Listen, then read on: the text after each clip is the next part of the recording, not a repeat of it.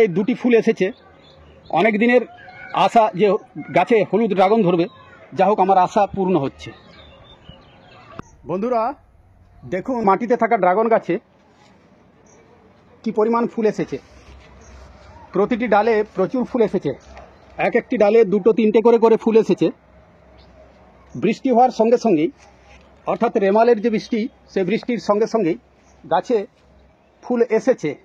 এর আগে কিছু ফুল এসেছিল, কিন্তু প্রচণ্ড গরমের কারণে প্রচুর ফুল নষ্ট হয়ে গেছে।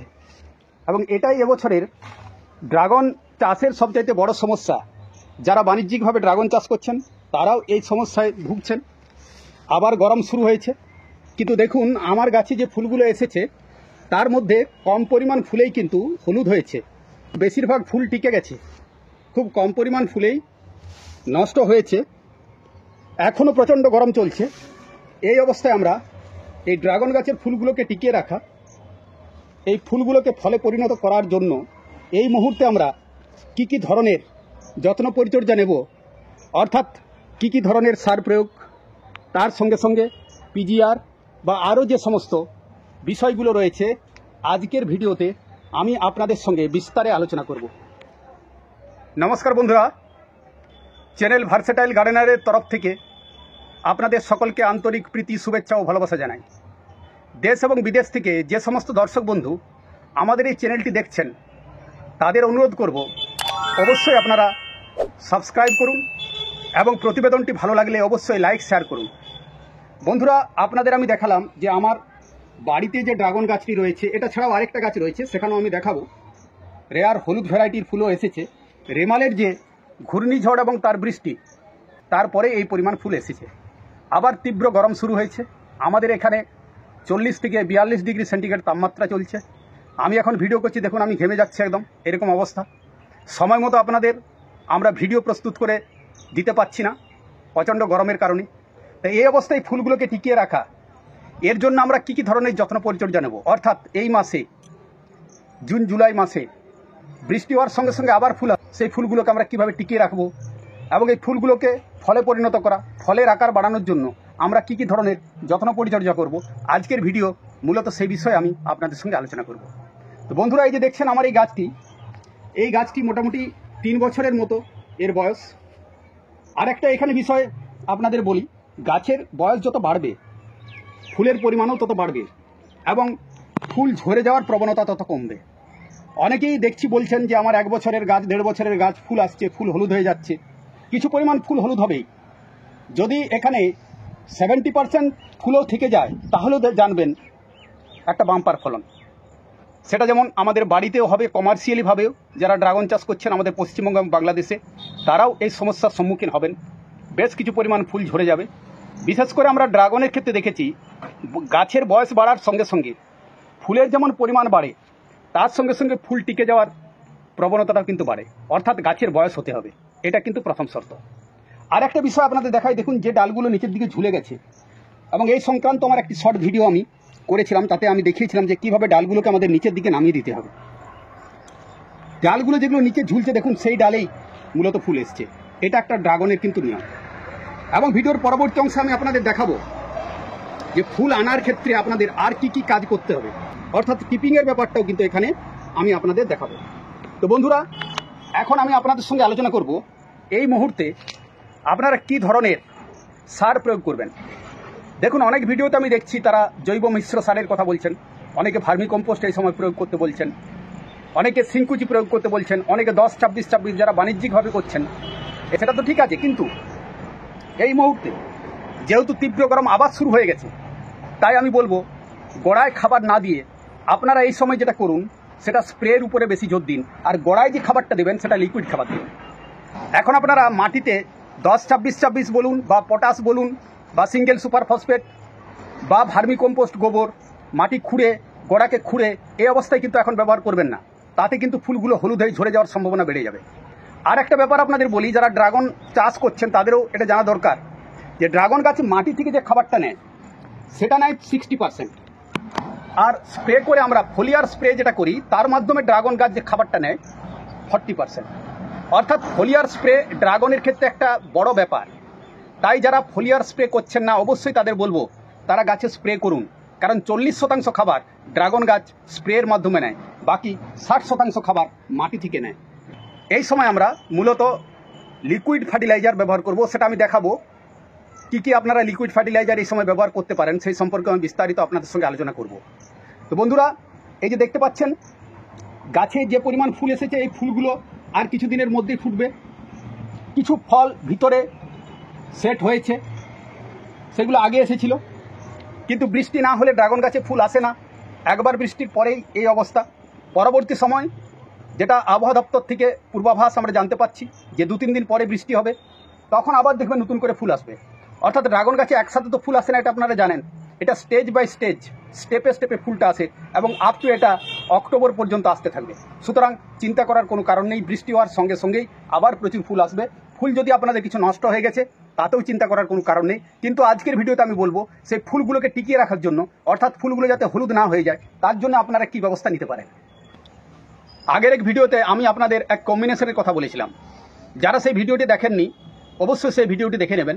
সেখানে আমি বলেছিলাম যে টিটেন্স কোম্পানির গ্রিন মিরাকেল এবং তার সঙ্গে আপনারা ব্যবহার করতে পারেন কোনো সিউড এক্সট্রাক্ট। আরেকটা প্রোডাক্ট আপনাদের দেখিয়েছিলাম, সেটা হচ্ছে ব্ল্যাক অমরুদ। এই দুটোকে একসাথে আপনারা প্রয়োগ করতে পারেন। সেক্ষেত্রে আপনারা যদি আপনাদের কাছে ব্ল্যাক অমরুদ না থাকে তাহলে গ্রিন মিরাকেল এবং তার সঙ্গে সাগরিকা সিউড এক্সট্রাক্ট কিংবা বায়োভিটা যে কোনো একটা ব্যবহার করতে পারেন।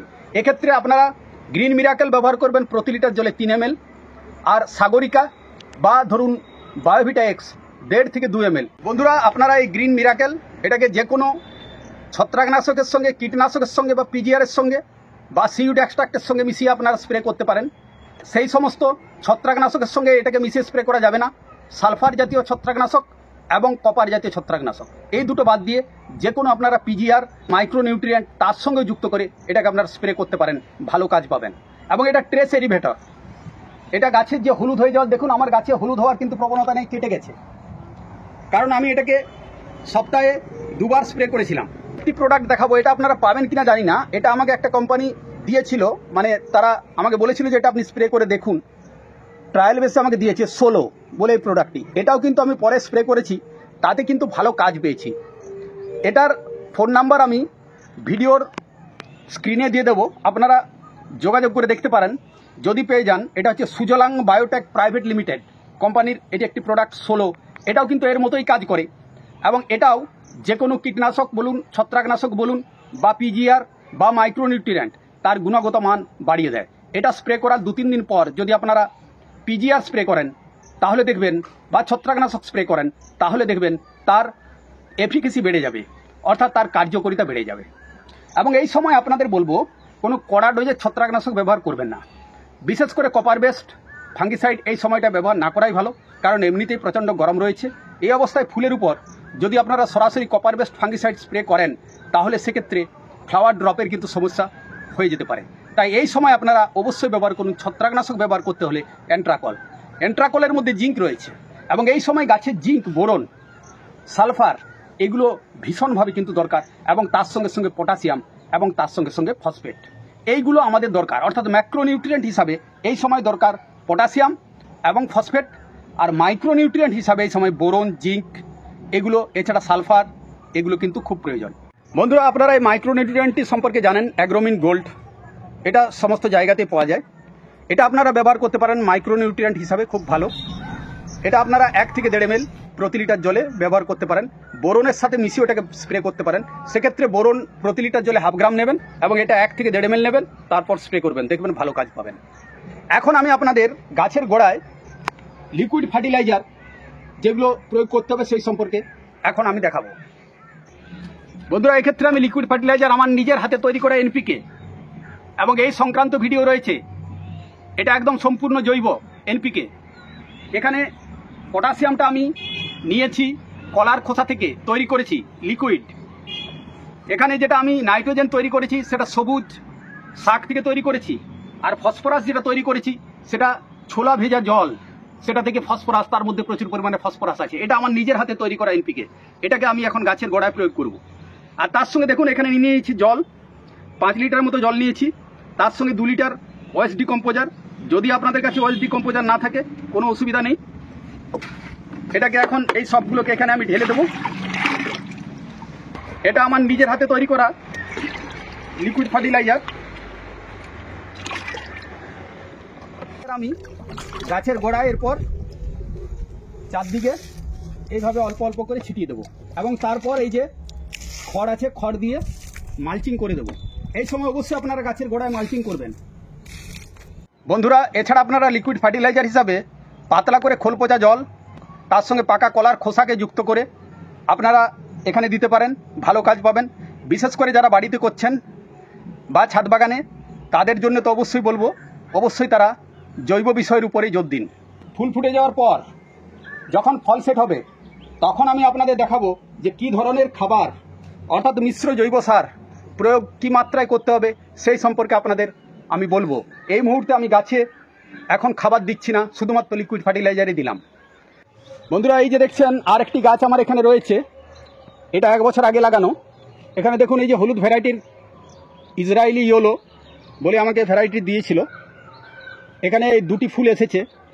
অনেক দিনের আশা যে গাছে হলুদ ড্রাগন ধরবে, যা হোক আমার আশা পূর্ণ হচ্ছে। বন্ধুরা, ড্রাগন গাছে তাড়াতাড়ি ফুল আনতে গেলে স্টেম টিপিং বলে একটা যে ব্যাপার আছে, এটা হয়তো আপনারা জানেন।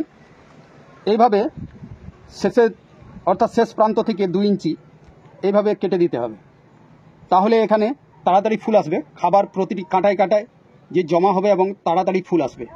তো বন্ধুরা, এই ছিল আজকের প্রতিবেদন। আপনাদের কাছে অনুরোধ করব বা আমার একটা ছোট্ট রিকোয়েস্ট আপনাদের কাছে, আপনারা অনেকে আমার এই চ্যানেলটি দেখছেন কিন্তু সবাই সাবস্ক্রাইব করছেন না, তাই একটু অনুরোধ আমাদের একটু উৎসাহিত করার জন্য অবশ্যই চ্যানেলটি সাবস্ক্রাইব করবেন। তার সঙ্গে সঙ্গে প্রতিবেদনটি ভালো লাগলে লাইক করবেন, শেয়ার করবেন। এই অনুরোধ রেখে আজকের মতো বিদায় নেব। দেখা হবে আগামী প্রতিবেদনে। নমস্কার।